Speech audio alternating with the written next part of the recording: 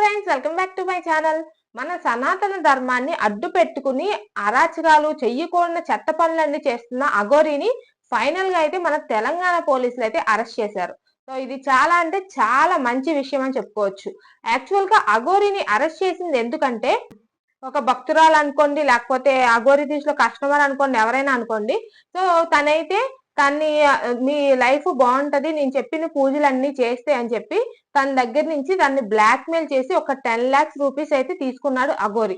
So అది అయిపోయిన తర్వాత మళ్ళీ ఇంకొక పూజ చెయ్యాలి అని చెప్పి ఇంకొక 5 lakhs కూడా డిమాండ్ అయితే చేశారు. సో అది ఇవ్వకపోతే మీ లైఫ్ మొత్తం స్పాయిల్ అయిపోతుంది, నేను ఈ పూజలు చూస్తాను, ఆ పూజలు చేసి మీ లైఫ్ ని మొత్తం స్పాయిల్ చేసేస్తానని అఘోరి బ్లాక్ మెయిల్ కూడా చేశాడనమాట. సో దాని వల్ల వాళ్ళు వెళ్ళి పోలీస్ స్టేషన్ లో కేసు అయితే పెట్టారు.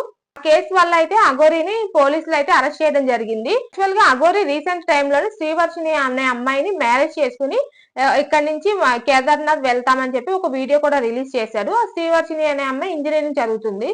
సో మేము లెస్బియన్స్ అనుకోండి, లేకపోతే ట్రాన్స్జెండర్స్ అనుకోండి, ఏమైనా అనుకోండి, సో మేమిద్దరం ఏదైనా కానీ మేమిద్దరం లవ్ చేసుకున్నాము, మ్యారేజ్ చేసుకుంటాము, సో మేమిద్దరం కలిసి సాధన చేసుకుంటామని శ్రీవర్షిని అయితే ఇంట్లోంచి పారిపోయి వాళ్ళ పేరెంట్స్ ని ఇంకెవ్వరు ఏ బంధాలు నాకు వద్దని చెప్పి ఆ అఘోరి గారి దరిద్ర మొహం చూసి వెళ్ళిపోయింది. అండ్ దీంట్లో ఇంకొక ట్విస్ట్ ఏంటంటే అఘోరికి ఆల్రెడీ ఫస్ట్ మ్యారేజ్ అయిందని, సో తనేమో వాళ్ళ హస్బెండ్ చనిపోతే సో మంచి మాయ మాటలు చెప్పి భక్తి పరంగా దొంగ తీసుకుని మ్యారేజ్ చేసుకున్నారని చెప్పి వాళ్ళ ఫస్ట్ వైఫ్ కూడా కంప్లైంట్ ఇవ్వడం అయితే జరిగింది. అమ్మాయికి అసలు ఏమైంది, అఘోరిని మ్యారేజ్ చేసుకోవడం ఏంటని జనాలందరూ చాలా షాక్ అయిపోయారు.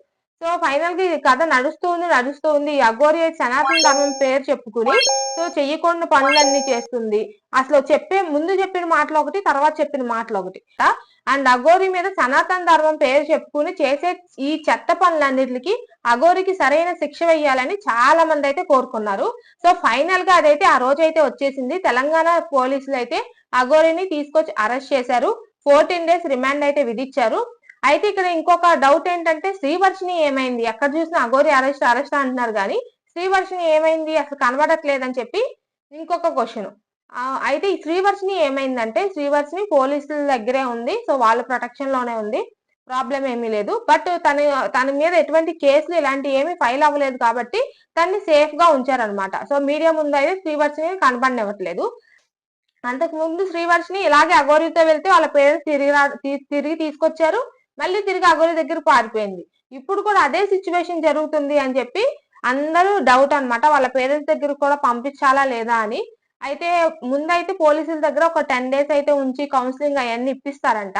సో తర్వాత దాన్ని బట్టి సిచ్యువేషన్ బట్టి వాళ్ళ పేరెంట్స్ దగ్గర పంపిస్తారా లేదా అనేది మనకి ముందు తెలుస్తుంది. సో తన కండిషన్ బాగుంటేనే చెప్పాలి, లేకపోతే వీళ్ళ పేరెంట్స్ దగ్గర నుంచి ఖచ్చితంగా పారిపోతుంది, నో డౌట్. ఓకేనా.